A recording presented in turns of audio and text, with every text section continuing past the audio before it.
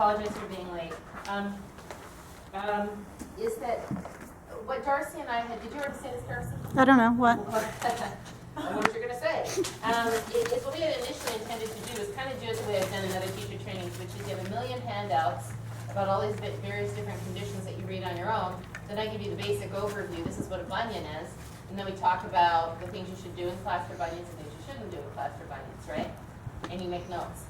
But as I started to do that, I just felt like you would like it better if I actually wrote those things down. So I started to do that and quickly realized this is a bigger project than I can get done by Sunday. But I think ultimately you'll be very happy that I did. So it may mean that we need to do a second day of injuries and conditions, but we can do some of them today, and we can do some of them, it won't be next week, but it will need to be another day. But I think you will be happier. I'll hand it out. These are going to be, by the way, these are going to be, unfortunately, it's going to be a waste of paper, so we're going to recycle this paper, I hope. This is just a sample to kind of see how it goes. So the condition is listed here, starting from feet. So I've broken into chakras, so things that are considered first chakras. By the injury and condition on the left, don't do, when in doubt, leave it out. These are the things you should not do. These are the things you should do. Doesn't mean you're going to heal it, doesn't mean you're going to fix it. But these are the things that you can use for those particular, if somebody walks in with those particular things. And these are things that you definitely should not do. So don't you think that's worth waiting for? Yeah. I think so too. And Darcy was kind enough to go through, because I had a lot of articles already, and to look up those URLs, some of which don't exist anymore. And so not only will you get this paper sheet, but when we get the final one done, you'll get a digital copy that has the link to the article. So you'll be able to go, okay, if it's Morton's neuroma, there'll be a link to Morton's neuroma. So somebody comes into your class and has a neuroma, you can look it up. You can find out more. Does that make sense? And in the meantime, you'll have these pieces of paper that kind of give you should look at them all, and we'll go over these all briefly. But inevitably you go, what was Morton's neuroma again? I forget, because it might be a year from now that somebody walks in with that, correct? And I picked things, there were a million things. You could have a list, 100 miles long. I only picked things that I've actually encountered in yoga class, which, this is just like a little bit of it. So, and it's not like, again, you need to be an expert on these things. You are not an expert, and you need to I need to also realize that I am definitely not a medical professional. So one of the big things here is don't prescribe, don't give advice outside your scope of knowledge. And don't think you're a yoga therapist, physical therapist, and you're going to fix it. You're here to teach them yoga within the realms of safety. And if you can add some things that will help them along the way, that will be a great thing. I also have a second handout that, again, is just a temporary one, because as I started going on it, I go, I could do this better. But it's pretty close. So there's like what to do if someone has vertigo. Sometimes if someone has vertigo, it might be the warning sign of a stroke. So there's some warning signs of a stroke. What to do if someone feels dizzy or lightheaded, what to do if someone feels nauseated, why do leg muscles shake, pain during asana, what's acceptable, what to do if a person tweaks a hamstring, what to do if a student has a back spasm in class, and I'd like to get through that whole sheet today. Does that make sense? Because those are very hands-on things that you can use and that you can do. And we'll certainly work on some inversions too. Is that all right? Because teaching inversions is probably not going to be on the deck for everybody. At least the bigger inversions, but some of them, like, what's a very simple inversion? Thank you. Down dog. Thank you. What's an even simpler inversion? Tadasana? Uttanasana, yeah, legs up the wall, yes, but down dog is for certain an inversion. So why don't we come and take these? Is the physical challenges in yoga class? We're going to skip around because I was just typing them as I thought. A lot of this, like when I sat down with the do's and don'ts, to be honest, I didn't even really read the articles. I just went, don't do this, do this. Because it's not like you're going to be a physical therapist, you're going to pull out a TheraBand and do 6 of these. You basically have to know, first of all, what not to do, how to do no harm. And then how to, if you can help them do, which is what I just said. So all of these will probably get revised in a different order, right? So if we go to physical challenges in yoga class, And let's just say too that, and Victor in particular, because I know that you have a lot of knowledge about a lot of things, and we're going to do a very superficial treatment of a lot of these things. There's going to be a lot more information that you can have, and that's why you will have the link. So that if somebody comes in and they have a genuinely perplexing problem and you don't feel equipped to handle it, you'll at least have a starting link to look at, and then you can research more. And the other part of it is to really just talk to the person after class and see what's going on with them. I had a lady come for a private lesson yesterday because she was diagnosed with piriformis syndrome. She was in tears because she's in so much pain all the time. And the stuff that she was being given to do just made me want to cry. She's like, I finally stopped physical therapy because I couldn't walk the day after. They're having her do this for her piriformis syndrome. Not before she had an MRI, which showed that she had a bone spur. Now she has a bone spur. This is a very problematic thing. It's not just piriformis syndrome. And of course she can't do it. She's going, well, they're having me do this. 5 this leg, 5 that leg. I can barely get through it. And then she's turning the leg out every single time. And it really hurts and it burns, but they told me to do it, so I was trying to power through it. It's like, yeah. So, I don't know why I said that, but it was, and so I said, well, let's just experiment. And we did some really, really simple things. Any pain? I said, will you feel pain only afterwards? Or will you know? Will you feel it right away? She said, I'll feel it right away. So everything we did, I said, any pain? Any pain? No pain? No pain. We did a whole hour, no pain. And she left here and she was crying. She said, I can move and I don't have to be in pain. So, she's going to come to Yoga 1 class in the evening, because that's when she can come. Should she come to Ultra Gentle maybe? Okay. All right. So let's go to pain during asana. Let's start on page 3. Because Jeff emailed me this question. So Jeff, if you're watching the video, this is for you. Because he phrased it like, what's acceptable, what's a level, I don't have it right in front of me, what's a level of tolerable pain, when is pain okay? And it's a very easy answer. Pain is not okay. Pain is a warning that something is wrong. So if you feel a stretching sensation that makes you, always think about like the sound. The sound is like ooh or oh or ah. That's probably a stretching sensation. That's probably something that's making you feel something, maybe like when you do pigeon for the first time. But if you go, ah, and there's an intake of breath, or out, that's generally something that's a warning signal, right? So in general, pain is not good. And there's really a distinguishing between pain and sensation. Sensation, you kind of know, is okay. Pain makes you question right away. This doesn't feel good, right? And I do think people kind of have an instinct for what that is. And if they don't know, if they're confused, that's why you say often, if anybody's feeling uncomfortable, say you're doing, like yesterday in Yoga 1, we did the beginnings of, were you here, Dawn? Who was here yesterday, Yoga 1? Oh, Suzanne, right? We did the beginnings of Ardha Shalabhasana, right? Because it was a good group. Was it Yoga 1 or was it Yoga 2? Yeah. It wasn't Yoga 1. Oh, what was it? 5 o'clock Friday. Oh, 5 o'clock Friday Yoga 1 I did, because it was a good group for it, and we went through it. But all the time I'm saying, if anybody feels uncomfortable in your back and it doesn't feel safe to you, you're questioning whether it's safe, don't do this. Just lengthen the leg. Laying on your belly, just lengthen the leg back. If that doesn't feel safe, just wait, let's talk about it later, right? Because Ardha Shalabhasana does compress the lower back, right? There's no doubt. And for some people that will be just fine. Now, you're right, Suzanne, if we had done that, what did we have in Yoga 1 yesterday? We had Andy back for the first day with his 3 newly herniated discs just after physical therapy.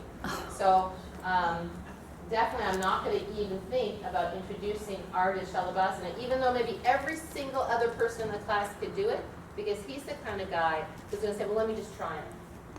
And then I have to have an argument with him in the middle of the class. So better to just leave it out, right? So pain, not so good. Yeah? Now, why do legs or other muscles shake during yoga? So this is also a question that Jeff brought up. Have you ever shaken during yoga, right? Seen other people shake, have like Elvis leg, go on like this, right? Tara, does it happen in prenatal quite a bit? Yeah. So there's lots of reasons that muscles can shake, and we don't necessarily know why that person is shaking. So I think, put that in your do's and don'ts. And that would be in second chakra. Is that there? Do we have that? Do we have a set of handouts for second chakra or no? Yeah. Oh, I don't have it. Oh, sorry. Sorry. If you can find it, leg shaking. Right? So, look, when you're using muscles, different fibers are firing, and they're interconnected. So sometimes some fibers are firing and other fibers are not firing, and then they switch. And when legs aren't used to certain movements, or when the muscles get fatigued, like the dominant muscles get tired, and now the accessory muscles are going to be recruited, kind of what yoga is famous for, right? That's like a good thing about yoga, is that we're not always just using our major dominant muscles, we recruit the smaller muscles. Sometimes there can be some confusion in the nerves, of the muscles, and the legs can shake. So that's what we call muscle confusion. And it really is, thank you so much, and it really is just the confusion of this brand new student, or maybe you're learning a new movement, or maybe you're not so warmed up and your muscles aren't used to that and they can shake. It also can relate to dehydration or to poor nourishment. Sometimes if you don't have enough minerals, people's legs shake. But I hate to diagnose, like you don't really know why that person's legs are shaking. If they're going, is this okay? My legs are shaking. What's the first question? How do you feel? Like if the person says, well, I feel like I'm going to pass out, then maybe their legs are shaking because literally they need to stop practicing and go get a drink of water or sit down. Maybe they're overheated. But if they say, well, I feel fine, it's just my legs shaking, say that's really common when you learn something new or when you're practicing. So, feel free to breathe slowly, to just move slowly, and let's see what happens, right? And usually it will resolve. And that's really all you need to say. So that comes to like the do's and don'ts. The big one, the unspoken one in all of these is don't panic. It's not a good idea for you to panic, right? Yeah, it's not on this one. It's in the first one. It's in the first one? Oh, it's in legs. Yeah. Yeah, did I say anything else in there? Second to the last page. Don't grip toes. Oh, yeah. So sometimes they try to stop the shaking by like kind of hold on harder. So stretch out your toes, just relax. There's some advice that says like firm the muscle to the bone. But you know what, a brand new person who's shaking doesn't know how to firm the muscle to the bone. And in a lot of places, like Spider, how do you firm the muscle to the bone? So I'll just leave that out. Okay, so that's kind of the deal on shaking. If somebody's shaking, you ask them how they feel. Right? And then just don't discount it, but don't make a big deal of it. Okay, so we do have quite a few people on page 1 now who have vertigo. And so vertigo is different than dizziness in the sense that vertigo is when you are standing still, but you feel like the room is spinning. Not like your head is spinning, but like what's outside you is spinning. And it can come from lots of different things. So, inner ear imbalances, crystals in the ear, it can be Meniere's disease, it can be fluid in the inner ear. There's many of reasons that you could have vertigo. But generally, if a person has vertigo and they come in, they've already kind of explored what's going on. This probably isn't the first time, right? So if they say, I can't put my head down because I have vertigo, okay. You don't want to say, well, just give it a try, right? So you let them maybe find a position that's kind of comfortable. Like,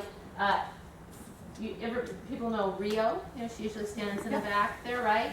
And poor Rio, every single time we're doing press Rita Padottanasana, we have brand new student teachers are coming going, putting your head down. She goes, I have vertigo. Oh, she must have said 100 times. Mm-hmm. So she puts her hands on the chair or on a cylinder, and she's like this, and she's okay. Now some people, even this will bother them. They need to have the head up. So that can get a little tiring on your neck. So you're just going to encourage that person with vertigo. And Victor, if I say anything, you want to jump in on this too. Yeah. Just encourage them to rest when they need to. Because sometimes they're doing something, they're like this, and you know, that just may be tiring, and they're kind of trying to stay with it because they don't want to not do what everybody else is. If they need to come up and rest, it's just fine. A positional vertigo, we had somebody in here on Friday night, well, that was nuts. Were you next to that lady, Ramona, the one that had to move because she got too hot? So she came to Yoga 2 class. I don't know, she said she's been here before. She said she has positional vertigo, which means when she rolls from side to side, when she moves like this, right, she feels like the room is spinning. And also, what's really bad about it is it's not just like the room is spinning, but you can feel like really, really nauseated, and you can vomit. So you have to take it pretty seriously and let the person be your guide. But the problem was she came to a Yoga 2 flow class, and she didn't even have a Yoga 1 practice. And so, you know, that class, I sort of said, well, this class, it's a flow, so we are going to move through different positions. I'm just going to invite you to go where you need to go. She would be much better, and I talked to her afterwards. I said, I think because of the vertigo, it would be, if you can get to a regular Yoga 2 class where we're not, you know, moving so quickly and changing positions so quickly, it would probably be more comfortable for you. I don't know how well that was received. She said, oh, I'll catch on. But what I did with her when we got down on the floor was I just said, where would you be comfortable? And she said, well, if I lay, like when we tried, we were going to do Angel in the Snow on the blocks, and she couldn't really get to it because she couldn't roll to her side to get up on the blocks. So if somebody has positional vertigo, if you want them to get where they need to go, like a person who can't change their plane can still, they could still do Ardha Shalabhasana if they came down this way. Say they couldn't Chaturanga, they just come down this way. They're okay because they haven't changed the plane. They haven't, it's usually the turning of the head from side to side. If you want them to lay on their side for a twist, as long as they come down from the side, they're usually okay. Now this would be a problem, right? And this was kind of a problem because she didn't really have any idea of how to try to hold her to lay down. But she figured it out. She placed the blanket underneath her head in the block, and she was good. So the main thing with that kind of positional vertigo is to let the person determine what feels safe for them. If it doesn't look safe for you, for example, had she had her head tilted back like this, and that didn't feel safe for me, I would say something. I'm a little concerned about your neck, but that's probably pretty rare. Let's see. Now, this has happened to me, where the person has vertigo for the very first time. They've never had vertigo before, but they have it in your class, right? And they go, holy God, the room's spinning, oh my God, right? So normally, maybe they have a cold, maybe they have the beginnings of an ear infection or a sinus infection or something. Maybe it's kind of some combination of lightheadedness and vertigo. It doesn't necessarily mean they're having a stroke. However, some of those things that, like that, could mean that they're starting to have a stroke. So I put the warning signals of stroke on here, right? The first thing to do if someone is like that is to get them stable. So generally, if you can, and they say they're feeling the room spinning, say, let's just sit down for a second. So the best thing is a chair, because getting them to the floor can be really difficult. If you can just ask somebody else to get them a chair, sit down, take a breath. You can offer them a sip of water, but sometimes that makes them feel nauseated. So you can say, would you like a sip of water? And they just breathe. Now sometimes, it's happened to me where somebody had it where they were laying down and they got the vertigo. So, and they felt sick to their stomach to lay on their back. So what we did was, they didn't feel great when they did it, but once they got to here and they could just lean on the wall, she felt better. Yeah, so now my head is stable, I feel better. So you want to read those. I think we have something in the back too that are the warning signs for stroke. So you probably want to read those and just kind of keep an eye on them. Usually, dizziness, slurred speech, you have them say a sentence after you. They have to be able to, what is it, put in, I have to read it, that's, I'm not remembering right now, so I have it in the back probably. Headache, what is the other one? There's FAST, it's F-A-S-T. Do you know a picture? A tongue? No, it's you put up You can't put up both arms at the same time. I'll go in the back and look at it before we go. But to be honest, I personally have never had anybody have a stroke in a class. Is it this? Going to this, you have to hold their arms out and one will go. One will go. Okay, that's what it is, yeah. So I should brush up on that too. There's also different things that can happen for women. Like they get hiccups, they get nausea, they get pain in the face or leg. So it's probably good for us all to review that. They feel weak all over. And that's a little tricky because women in class often feel dizzy. I mean, I don't know, maybe it's because I've just had more women in my class, maybe men do too. But women tend to be dizzy or lightheaded a little more, and I just think generally it's a blood pressure issue, and we'll go over that in a second. Or they get hot and they get flushed and they need to walk out. But it's probably good for us to know the warning signs of stroke. So anything else about vertigo? Because this will kind of be a project for you to kind of look at these things, and especially when we have people like that in our class, and you get to know those things. What to do? I have a question. Yes. So do you have that on the injuries and conditions? Like, so I we'll will. know- Okay, cool. So we'll know, like, not to do, Warning signs of a stroke is on here, and you can look up. I think I have it posted in the back. I think it's called FAST. And you think if I had it posted, I would know it, don't you? no, I mean, for vertigo, like, we'll know, like, not to do, like, mini yoga and not to do, like, hamstring. Like, Well, no, you have to. No, I'm not going to write that down okay. because you have to think about it, right? Yeah. I mean, if I tried to go through every list of every pose you No, shouldn't yeah. do if someone has their head down, Right. that's not going to really. I will have no life. Right. But you have to think, okay, in Vini Yoga, how's it going to be for somebody who can't put their head down, right? So what does Rio do? She puts her hand down on a chair for the Vini Yoga, right? Reiko has vertigo, and sometimes she can put her head down and sometimes she can't, right? Right. I think I did put actually here, if they can't put their head down, usually they can do wink your pony on your chair, they can do down dog in the chair. Often, people who have vertigo can do hands on the chair like this. They can do wink your pony. It's only when the head goes crown down generally that it seems to be a problem. Oh, got it. Thanks. Yeah, does that make Okay, sense? yeah. And I think I have that on, That makes yes, yeah.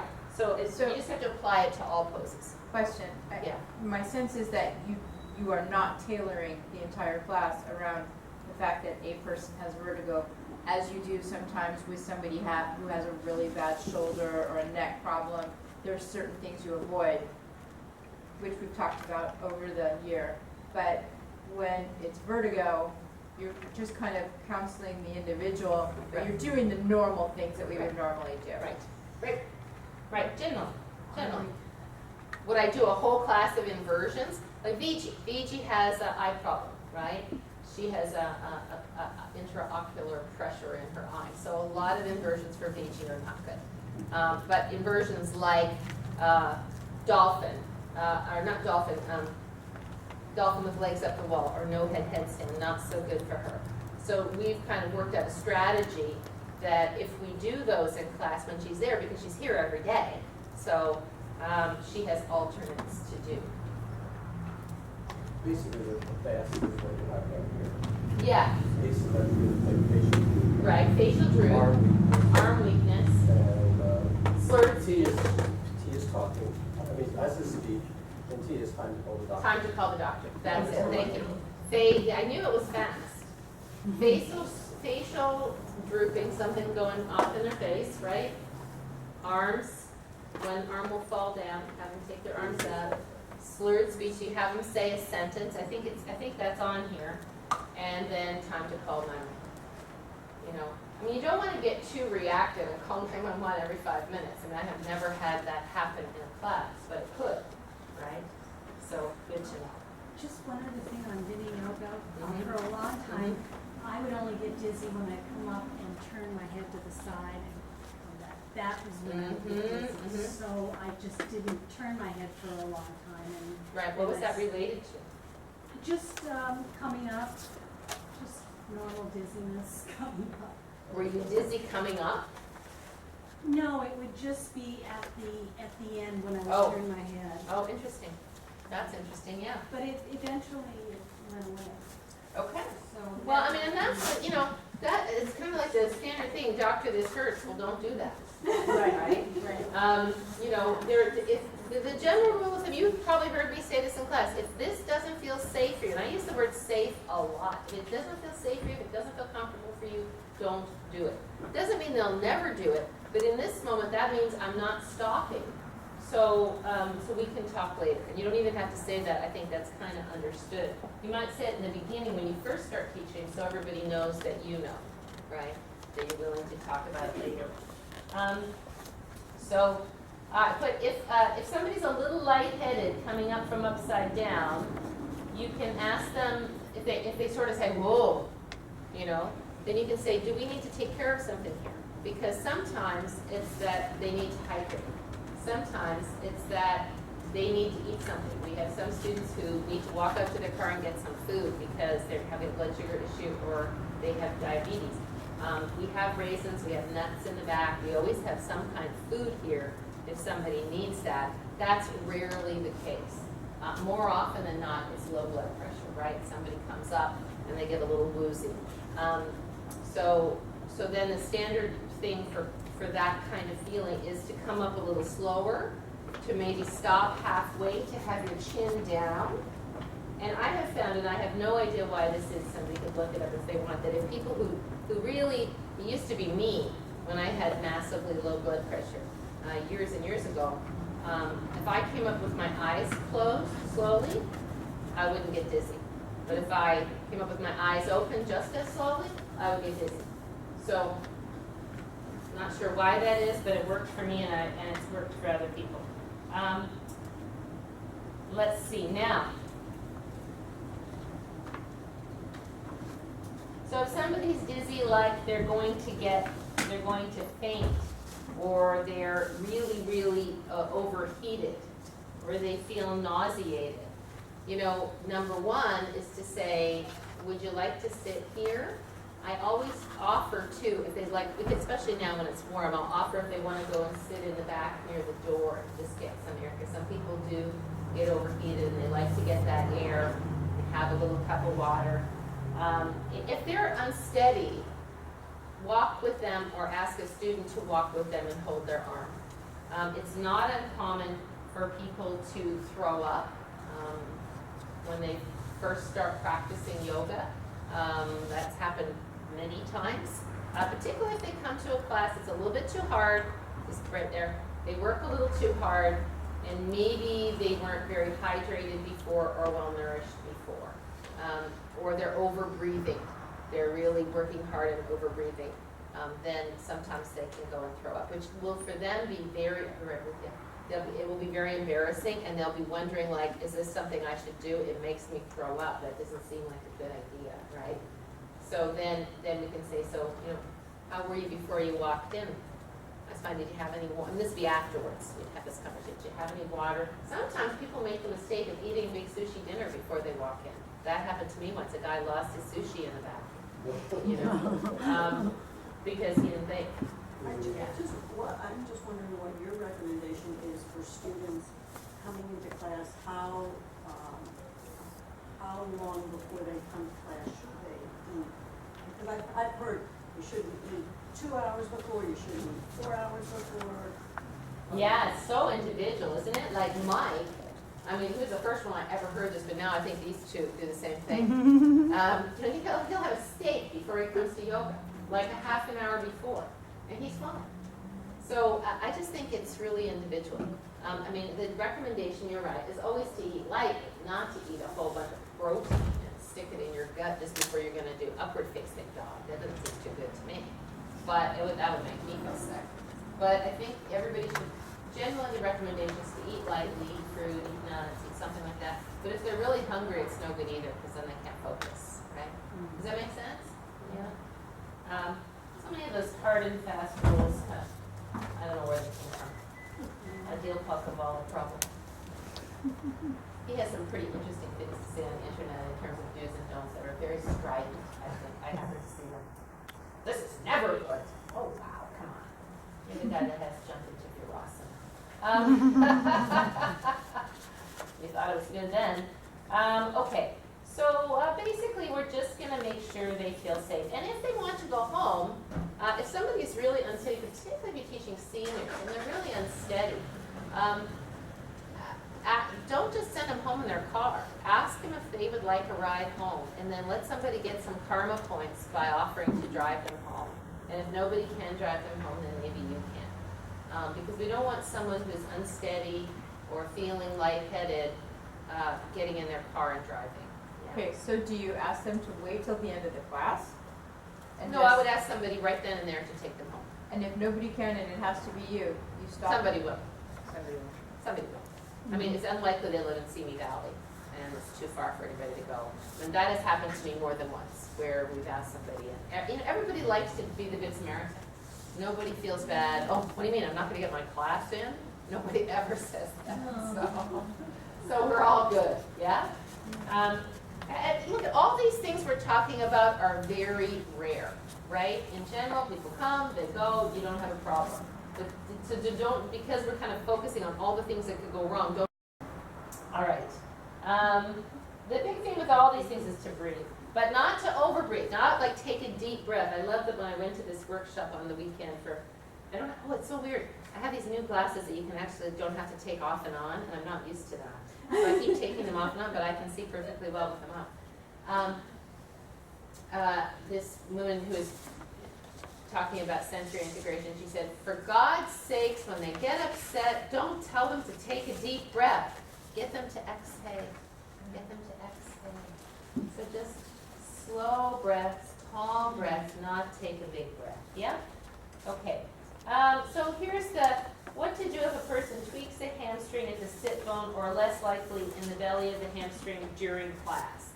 And again, this rarely happens. It doesn't mean it doesn't happen in class, but you rarely hear about it. Because a person doesn't really realize that they've overstretched until they get home and they go out, right? But I have been in classes where someone, particularly in triangle pose. Triangle pose seems to be the king of the hamstring tweakers. Not that Parshvottanasana couldn't be, but it seems to be that angle of the torso going out to the side. And that's one reason why you don't want to drive that sit bone out the back side so you can go lower and then crank up, right? Because now you've shoved that hamstring into a position of length that it wouldn't get to if the hip were tucked under and you were higher. And you're not going to apply the same force if you're here and you're even that you would if you went all the way to the floor and then just swung your arm up, right? That seems to be, but often actually when people hurt their hamstring is in the coming in. It's in this, right?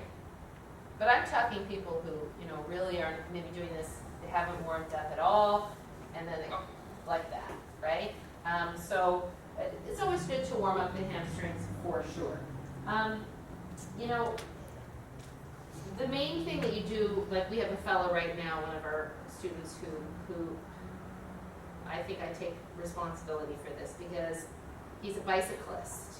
And I said, well, we just got to get those hamstrings, loosened up. We just got to get those hamstrings going.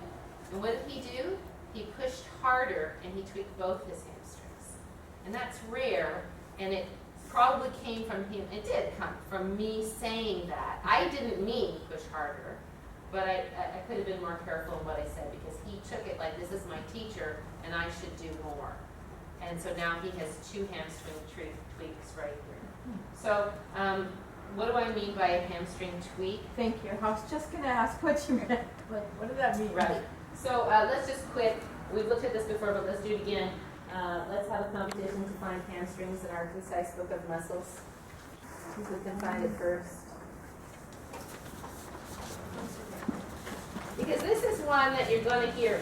It could be somebody hiking who tweaks their hamstrings. They don't necessarily do it, God willing, they won't do it in yoga. You have yours.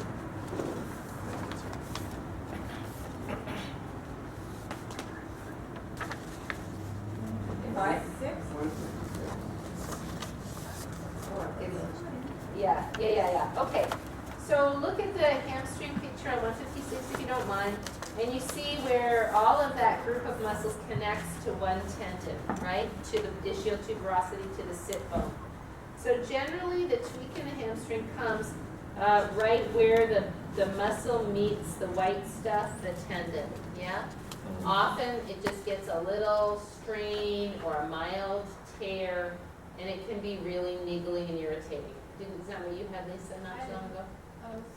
October 12th, 2013, just being specific. Three spots on the leg. And where were the other spots? One was at the top, two were in the middle. In the valley. And sometimes it can happen down by the knee too, usually in the outer knee. Well, sometimes but then I call it tendon. Sometimes it's just tendinitis too. Those tendons can be inflamed, particularly the tendon of the, oh no, that's a quad, I'm thinking of the sartorius. The tendon of the sartorius can get a little twinged with a lot of excessive external rotation. But let's just talk about hamstrings for now.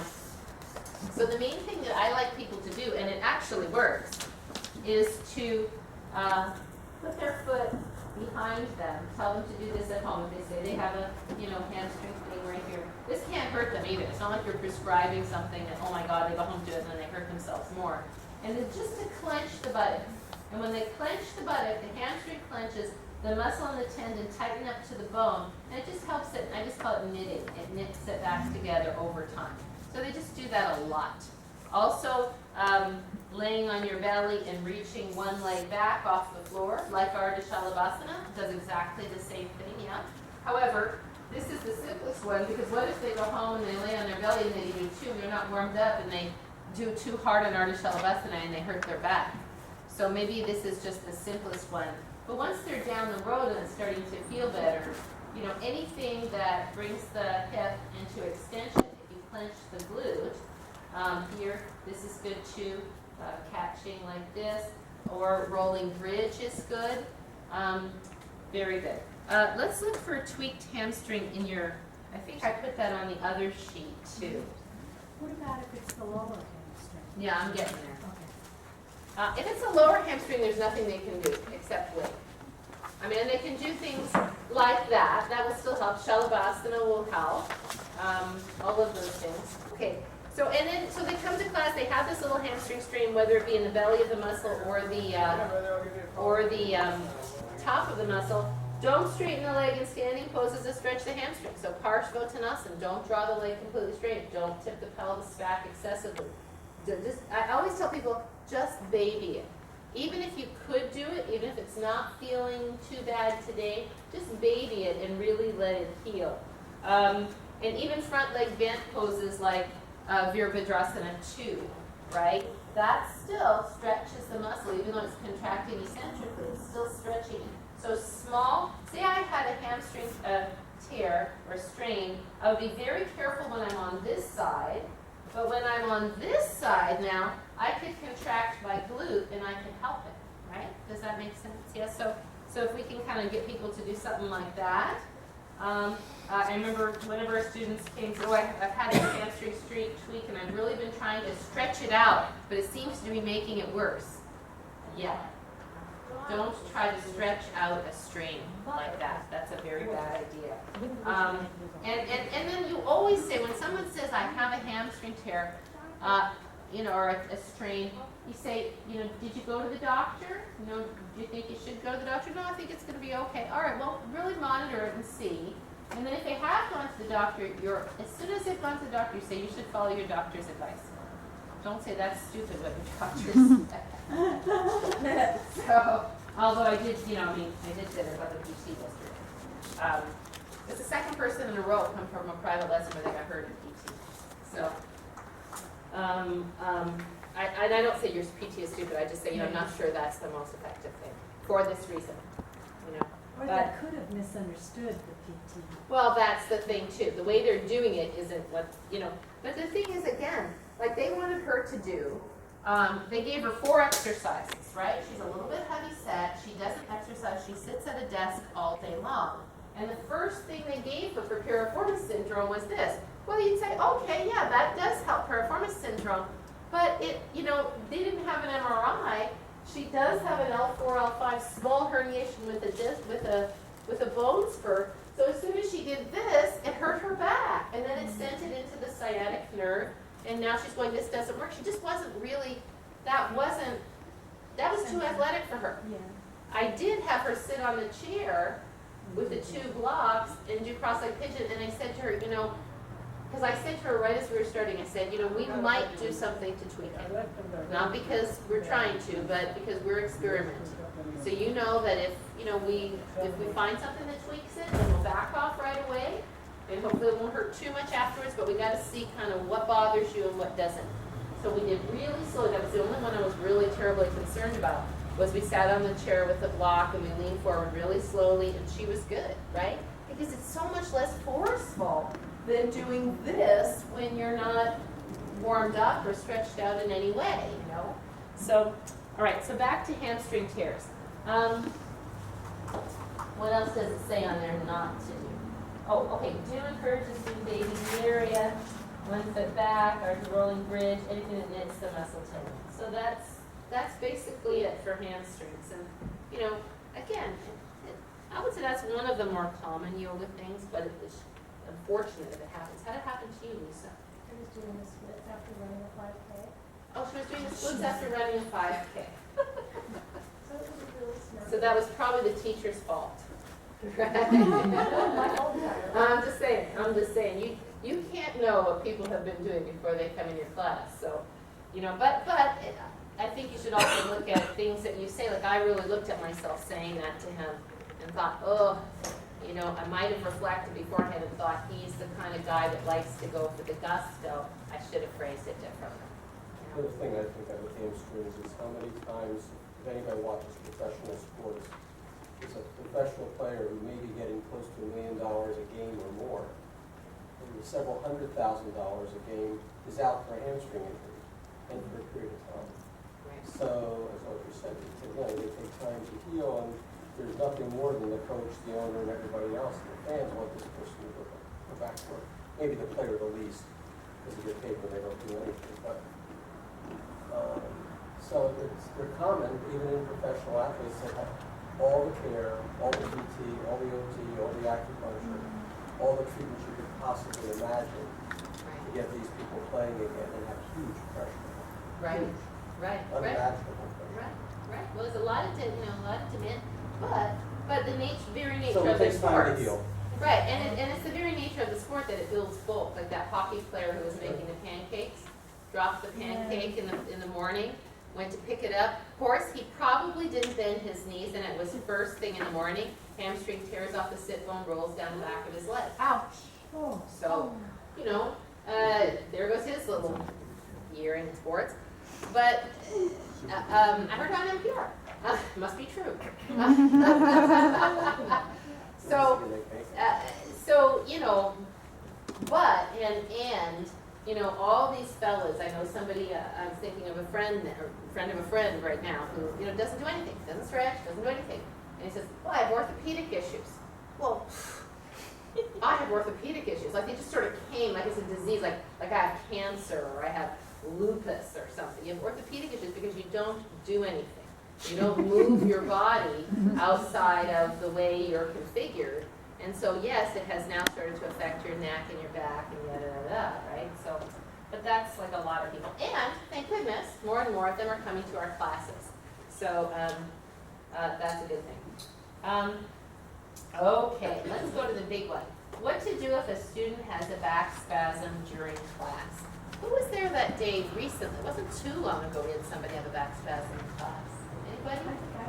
Were you there that Yeah, day? the yoga one. Yeah, the person was over here. Yeah, yeah. I don't really remember who it was, but yeah, but I sort of remember. So, I wanted to say one more thing about hamstrings before we go. And this is purely, well, it's not just my idea, but it's interesting to think of. So it's the idea of, there will be a link here to ice or not to ice. Because it's a little bit of a, there's a lot of myths around icing and not icing. And generally the rule of thumb is if something is injured and it's starting to swell or inflame, you ice it. But if you have a back spasm, putting ice on it is probably the worst thing you can do because it's muscular, so you want the muscle to be warm. But interestingly enough, in this article, he talked about perception, and they said that some people perceive that the ice will make them feel better, and it does. They did like studies on this. Whether or not it was actually making them feel better because it was ice or heated kind of depend on their perception, right?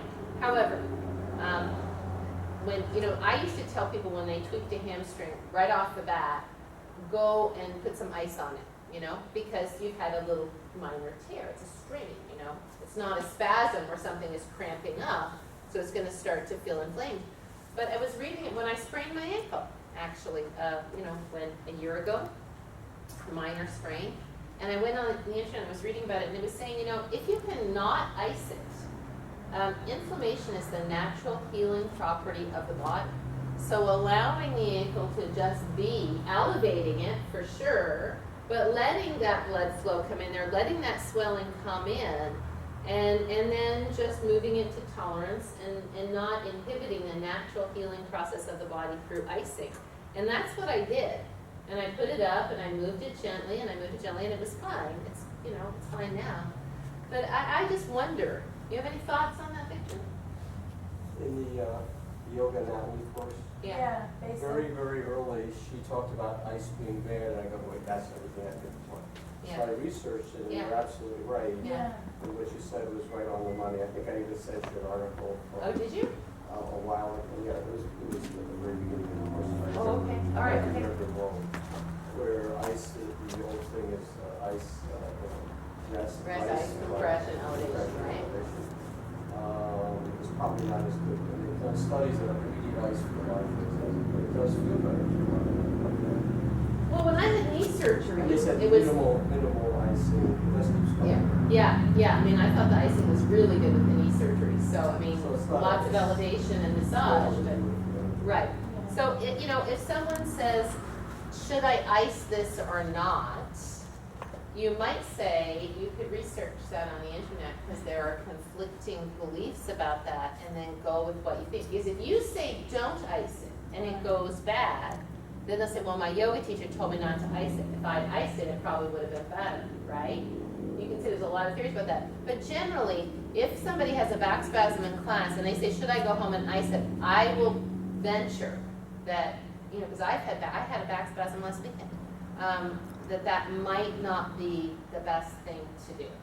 That maybe going home and having a hot shower, the worst thing they can do is leave here and go and lay in bed. That's the worst thing they can do. Or sit on the couch and watch TV. They should keep moving a little bit because you know what a spasm is. It's just muscle fibers have just kind of locked in there. They need to gradually release. And sometimes it's obviously not your bicep. What happened to me was I was coming home on Sunday and I had to be at the airport at 6 o'clock and I just didn't want to get up very early. So I set the clock for like 20 minutes before I had everything ready. I literally rolled out of bed, rolled onto the shuttle, sat down at the airport, sat on the airplane. I don't know, it's like another mindless moment. Just didn't even think. Every other day I'd been stretching and doing that, but I was just tired and I just sat there. I got out of the plane in Las Vegas with my heavy backpack on my back, walked up the breezeway and went, okay. And now I'm in Las Vegas going like this. I have to hold my backpack in front of me because I couldn't put it on my back. So, but I just got on the, I'm going like I don't know what's on this floor, but what did I do? I got on the floor and I did exactly what I said to do here. I just moved around a little bit like this. And the thing is, when you get a back spasm, when I get a back spasm, you know that you probably haven't herniated the disc. You're not having sharp pain. It just feels like locking or gripping and kind of makes you hold your breath. So the first thing when somebody goes like, oh, don't immediately think they've herniated a disc. They probably, it's very unlikely. So then you just say, okay, so let's take it easy, let's breathe, we'll figure something out. And then I put in there on the do's, if you can, I mean, especially because I think when Miranda was here that day, I just kept calling out poses and looking over my shoulder, and the class kind of went on. But if that's uncomfortable for you because you're not quite that, you don't have that facility yet to be able to deal with somebody and to deal with the class, you can always say, do that sequence on the other side on your own now. Say they're doing a lateral sequence. And just explore the warrior two and the triangle and see how it feels for you. They're gonna see that you're attending to something. You don't have to say, while I go to Susan, who's obviously in distress, you know. They're gonna see that you're dealing with something and they'll do something. Or, if you're there and Miranda is there, see, Miranda, can you take over for me for a minute? Or Miranda says, I'll go deal with it, one way or another. Then that's always a good thing too. If it's a more senior class and you have a senior student in there who's not one of our teachers who can just kind of lead, you know, say, you know, Francine, can you just, you know, carry on for a little bit, right? So if it's a person who, I wouldn't sit them in a chair right away. Now, unless it's somebody in ultra gentle and they can't get down on the floor, right? So let's just talk about somebody now who, I think that woman had that back spasm when she was doing Vinny Yoga, Yeah. right? As I recall. And I don't remember what her deal was anymore. I think she'd come from a trip. I think that was it. I think she was a student, maybe not a real experienced student for sure, but I think she had been on a trip. And I think she just, that's sort of what I recall, but I don't remember. But anyway, she just said, like, oh, my back is locking up. So we got her down to the floor. Same thing I did in Las Vegas. And I just had her, I said, how can you move? Can you move and breathe here just a little bit? Can you rock back and forth? Yeah, I can do that. So let's just breathe and do this for a little bit, yeah? Then I was reluctant to do this because if I go this way and the cramp is on this side, it's going to make it worse, right? So can you, and generally, can you go all the way back? Oh, that actually feels really good. If this feels good, it's really a good sign because it means that stretching is feeling good. So how about not an arch and a flex because now the muscles are tight. But just gliding, I call this like tabletop gliding, just where you can glide a little bit, yeah? And then I think, again, you have to kind of go to your instinct. I can't say absolutely do this is what will work, but you're gonna encourage them to keep moving and breathing because you can usually work a spasm out, right? So I think this is what I did first with the person, this is what I did for myself. Then carefully, can you lay on your back? No, I can't lay on my back. Okay. If they can't lay on their back, can they come to child's pose? Maybe you put a bolster here. Can you just breathe here? Yeah, that feels okay. Oh, my feet are cramping. I can't be here. Blankets underneath the feet. Blankets underneath the knees. Just breathe here a little bit, yeah? There's some back massage techniques that you can do, but I'm kind of reluctant to tell you to do them because as soon as you put your hands on them, if they get hurt, then you know that might not be so good. However, there is one that Miranda, we come and do child's pose. We did this before, we've done this on one another. But you know, again, yeah, that's fine. Oh, I'm sorry, go sideways. And that's this one. I wouldn't do this right off the bat. So that's the one where you put your hand on her sacrum and you gently press down. If she, I forgot to say, you would ask her where the pain is. If she says it's right here at the sacrum, you're not going to do that. But if she says it's kind of here, yeah, so this will usually feel pretty good, that down and back. But if she couldn't get over on her back because it was hurting so much, I certainly wouldn't do this. I would just let her breathe there. Then I would, if she couldn't get down on her back at all, I would get her to come up on the chair, and we'll go from there. But I want to show you what would go. Thank you so much. Where I would go from here if she could get over on her back. So now she's done this a little bit. She's moved around in whatever way she can. Can you lay down slowly to your side and to your back? Yes, I can. So then the big thing you can't have them do, watch that they don't do this. If they stick their legs out, it's going to go again, right? So make sure that they have their knees bent and their feet flat. And so then I would just have them breathe there and say, how does that feel? Well, let's just breathe here a little bit, not, pulling your belly down. There's one thing on the internet that says, oh, have them pull their belly to their spine. If that muscle is tight, that is not going to feel good. That's going to feel like too much, right? So then, if I don't know how it's going to be for them to do this, because I told you about that guy that came from physical therapy for a private lesson because he herniated disc, pulling his knees into his chest. The physical therapist said, oh, you have a sore back? Lay down and pull your knees into his chest. He pulls his knees into his chest and his disc pops in his back. Because it was too much, right? So I'm not gonna do that. I'm actually gonna physically lift their shin into their hand.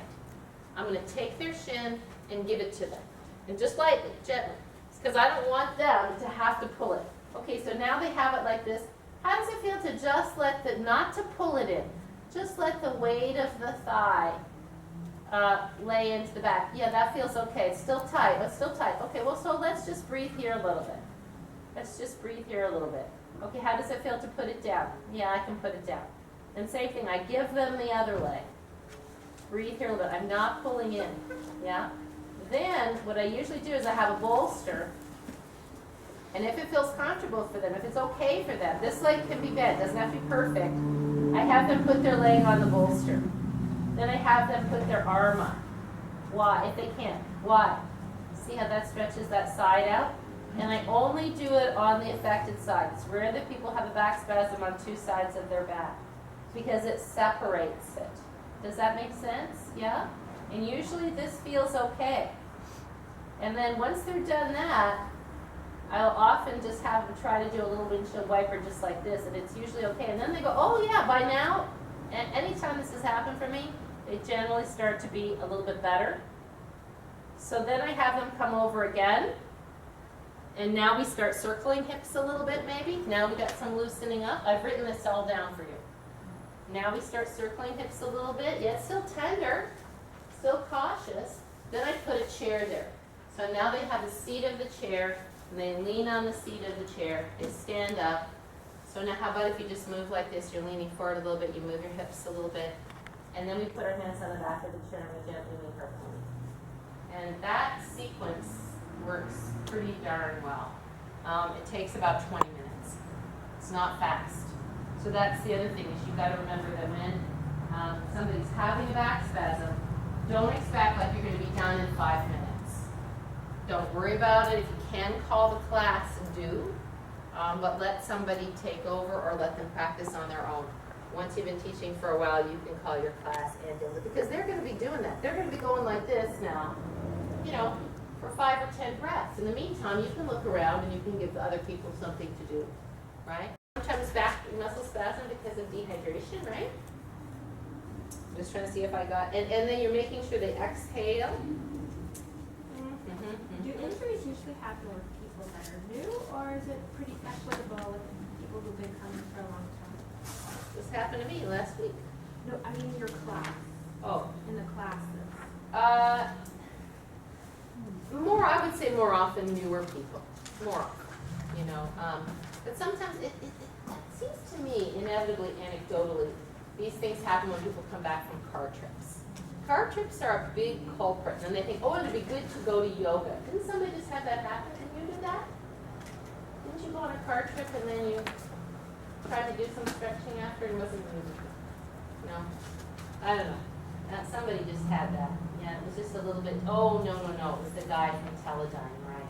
He had been on a trip, had a car trip, and then he came to Michelle's Yoga 3 class Monday night. And he had already had 2 back herniations a couple of years ago that were all healed up.